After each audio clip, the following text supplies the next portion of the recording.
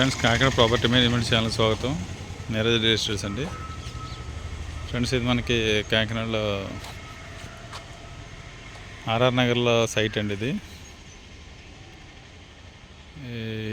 40/60 అండి, 266 గజాలు.